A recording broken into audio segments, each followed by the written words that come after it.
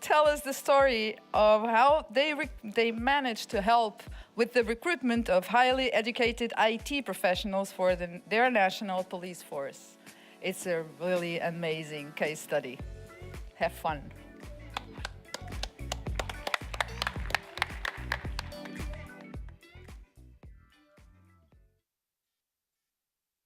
Hope you enjoyed your coffee.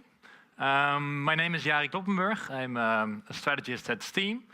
We are a creative agency specializing in employer branding and recruitment advertising, and we are based in Amsterdam. You know, it's that city that almost produced the Champions League finalist. All right, but that's not what I'm going to talk about today. I'm going to be talking about the police for the next coming 20 to 25 minutes, and in particular about this case called Crime Diggers, which is a serious game we developed in close cooperation with the police. And to tell this story, first of all, we're going to have to go back in time to 2015. Which was the year that we first saw the first Apple Watch.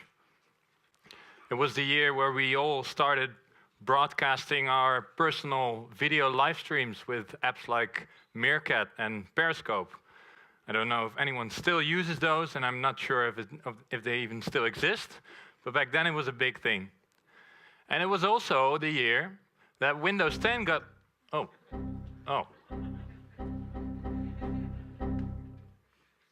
All right, well, Windows 10 got launched.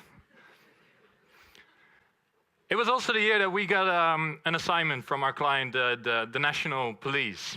And it was a tough assignment. They asked us to develop a recruitment campaign focused on highly skilled IT talent to attract and hire them to become digital detectives. This was a very tough job because back then, those IT guys, they had no clue what they could do at the police. They had no clue what the work was all about. They had no clue what their specialist knowledge could contribute to this work. So you could say that the police was some sort of a blind spot for this target group. It was even tougher because this recruitment campaign that we were going to develop should have a self-selecting profile in a way that we should be able to self-select the right talent, the talent that was actually fit to do the job, to improve and make the recruitment process more effective. This campaign should furthermore contribute to the overall employer branding strategy, which was all about positioning the police as a smart, specialized employer and an employer that does complex work. And of course, after all, the goal of this campaign was to find and hire 150 new digital detectives. So this was the assignment that we got. And so we started thinking, we started doing our research, we started talking and interviewing a lot of digital detectives to find out what this work was all about. We started digging into this target group, those IT guys, and we came up with 3 key insights. And these are the key insights. And first of all, what we found out was that solving crime was becoming more and more a matter of digital knowledge, of having access to data and knowing how to use that data to actually solve crime. One example that we got from a digital detective was if you imagine a crime scene with a car and a body in it. It's not really a nice thing to imagine, but I'm still asking you to do it. Normally, there were forensic experts going in first and finding traces, finding fingerprints and stuff like that. Nowadays, it's the digital guys, the nerds, going in first and reading out all the information that they can find on the computers of the car. So it's really, the digital is becoming more and more in the lead when it comes to detective work and police work. Second key insight, the match we found between this target group and the work is that they're all about problem solving. This target group likes to likes to act, and likes to solve problems. And they don't stop until they find the solution. Whether that is somewhere in the afternoon or in the middle of the night, they don't stop. They keep on working until they find the solution to a problem. And that is exactly what this work is all about. So, second key insight was we are looking for born problem solvers. Third key insight, we call this the need for recognition. And this was really important because back then in 2015, those IT guys, they knew how important their specialist knowledge was for companies and for society as a whole. And they were looking for an employer that understood and recognizes their knowledge and their importance in work. So we really had to convey the message on how important their knowledge was in the work that had to be done. So these key insights and the assignment that we got led to the following strategy. And that was, first of all, we thought, okay, if we want to really convey this message, really want to get them to understand the importance of their knowledge and their profile for this work, we shouldn't be throwing messages at them. We shouldn't try to tell them, but we really have to show it to them, and even better, we have to make them find out themselves. Because like I said, they are born problem solvers, so we have to make them work. We have to make them play, and we have to make them solve problems. Second, we knew that we had to aim very high because we were getting on their field and on their field of expertise. So we knew that if we wanted to surprise them, if we really wanted to grab their attention, we really had to challenge their knowledge, and we had to surprise them with specialist knowledge. And the third, we had to keep it real, because this was not only a branding tool and a way to get into touch with this target group, but it was, in the same way, a recruitment tool, an assessment tool. This game should reflect the actual work, and we should be able to filter out those people that were actually fit to do the job. Our conclusion to this strategy was, let's make a serious game. So that was first part of the strategy, because the second part was, okay, so let's say we have this serious game. How do we get this group of people to actually play it? How do we draw the attention to this game? How do we advertise a serious game to a target group that sort of invented the ad blocker? And that was a serious problem for us, and we came with a solution. We thought, okay, what we have to do is we have to blur the lines between media and the game. We have to make sure that the media campaign that we build around the game becomes part of the game itself, and that the target group would actually be interested in what we had to advertise and what we were putting out in the media. So really blur the lines, try to communicate from within the community, and try to match the media and the game and get them intertwined, so to say.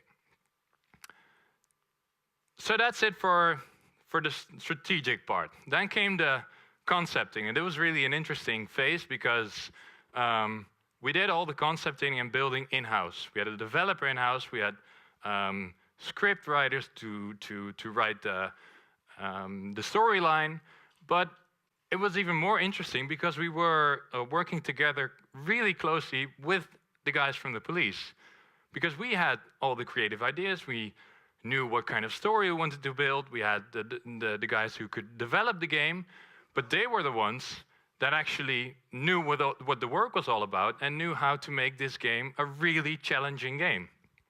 So it was a period of really working together closely with our client and building this game together with our client. So yeah, it was a lot of work like this, building storylines, linking it all together, trying to make sure that everything was actually working. Actually, it was doing what it's supposed to do, because, like I said, we were trying to aim very high, and we were really trying to get a game that would keep players in this state of flow. Trying to build a game that was challenging enough, but not too hard, so that people would become anxious, and also not too easy, so that people would become bored. So really trying to get in that flow and get players to stay in that flow and challenge them all the way. I have a short video clip that tells you a little bit more about what the actual storyline is about and what the players encounter when they start playing the game. Traces of criminal activity on laptops, smartphones and cameras, phishing, encrypted data and digital threats. Crime is increasingly digital. That's why the police are recruiting ICT professionals with a talent for detective work. There is no such thing as the ICT professional. We searched professionals who like to solve problems and are eager to show how smart they are. We wanted the target audience to discover for themselves what is needed for digital detective work. That's why we came up with the serious game, Crime Diggers. And serious it is, because it is based on actual police practice.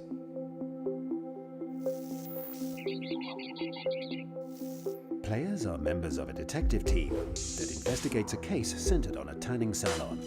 Lara, the owner, has been beaten up. Her apartment has been trashed, and her boyfriend Steve has disappeared. The game's complex storyline forced the player to look beneath the surface. During the game, truth and fiction become more and more intertwined. For instance, to solve the game, you have to visit the actual dark web. All right, so that tells you a little bit more of what the game was all about. And basically what it was is that you got all these different types of challenges, and then there was bits and pieces of information. For instance, this is a WhatsApp conversation, a history of a WhatsApp conversation that you could somehow download somewhere. I'm not the tech guy, so I don't know how you would manage to actually access this file, but you could, and then there was a hidden information in there. There were flight tickets containing information, if you could find it. There were small notes that, well, looked like really normal notes, but they had like code information that you could find. There were pizza boxes that looked like just regular empty pizza boxes, but it had like little writings on them which contained information as well. There were actually real fake invoices from companies that we made up for the game, and there were actually also official police reports in the game. So the game was full of information, and it was up to you to find out what information was useful and what you needed to decrypt or encrypt or encode to be able to solve the problems and solve the challenges and get further into the game. And here is a small clip that I have that actually features the gameplay itself. If we manage to start the video, yeah. So this is what it actually looks like, as you can see, or maybe not, but it's in Dutch. What it does is it starts with a briefing. You get some background information on what is happening. You can read the briefing. You can look around, and then there is an assignment waiting for you. This is a screen capture that I made, and here I'm going to go to the assignment. And there is an assignment, and in this case, you have to upload a digital picture. You can ask for hints to help you a little bit. And then on the bottom right, there's what we call traces, and there are all these kinds of different pieces, bits and pieces of information that you can look at, investigate, and see which one you actually need to solve this problem.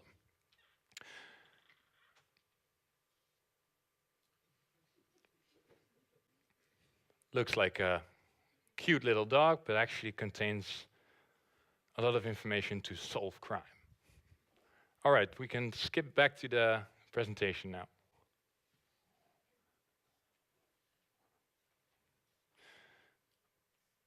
All right, like I said, that was what the game was all about. But like I said, then came the campaigning part, the advertising part. How do we get them to actually play the game? I also have a short video clip that explains a little bit more about what we did in the campaign.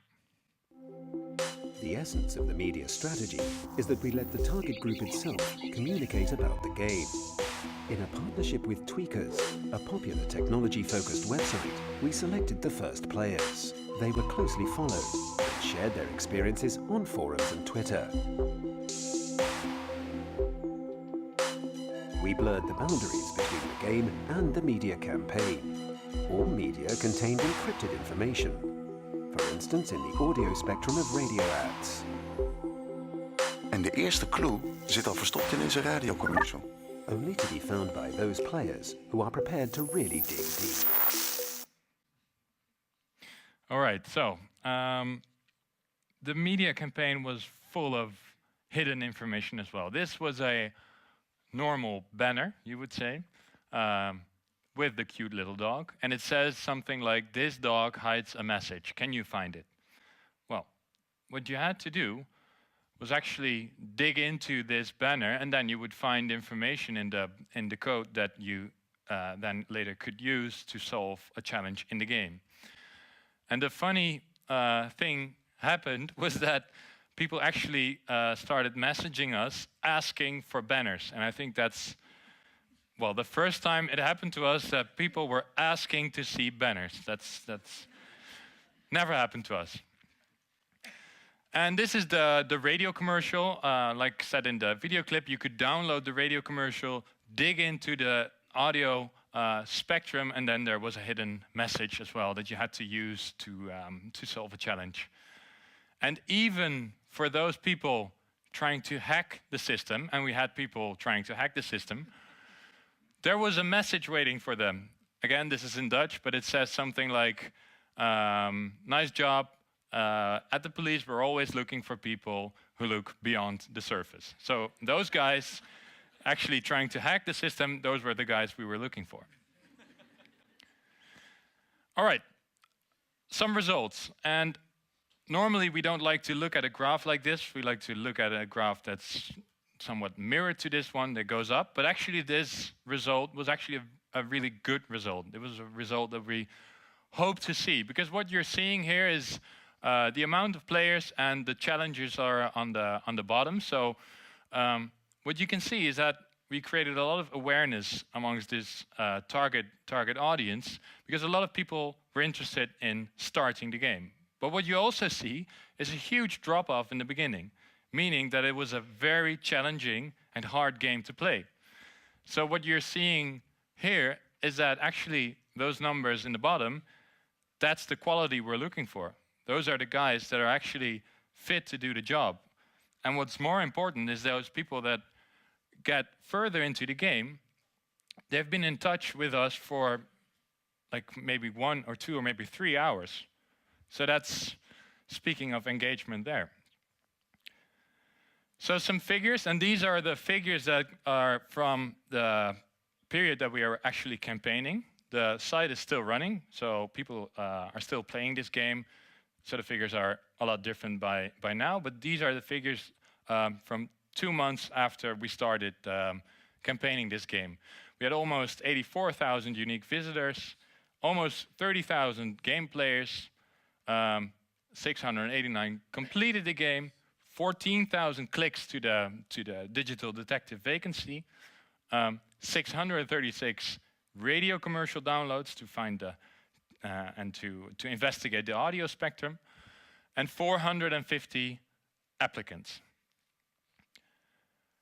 What we really achieved with this project is we really created a buzz in the IT community. People were really talking about this game, asking each other for tips and hints how to solve challenges. There were people writing cheat sheets of how to complete the game. So that was really cool. And like I said, the brand engagement was really good because even though the people that only played the game for, let's say, 5 or 10 minutes, well, for our standards, being in touch with your target audience for 5 or 10 minutes online, that is a good number. It was a great contribution to the employer brand because we really shed a light on the police as an employer that really has to do with specialist and challenging work. And what's more important is that the police decided to make this game a part of their job interview. So in a job interview, you could get asked questions about how you solved problems and challenges within the game. And the long-term use and effects are really there because what's more is that we created a live event from this game. We called it Crime Diggers Live, where we invited these people to actually solve a similar case in a live event. We added a second storyline to the game. So if you go to the website now, you can choose between 2 different storylines. And we are actually right now making a new campaign to be hiring new digital detectives again. So we're really coming up with a new creative way of attracting people and to play this game again. So I think it's a really nice example of how we used gamification to attract the attention of a really hard to find target audience. And it's a great concept that we have been using for the last 4 years. And you can still play it.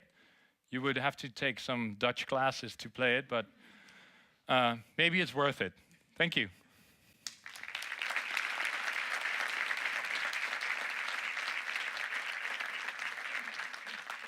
And I still have 5 more minutes left for some questions, so anyone who has a question, feel free. Lights are on. No questions? All right, thank you very much.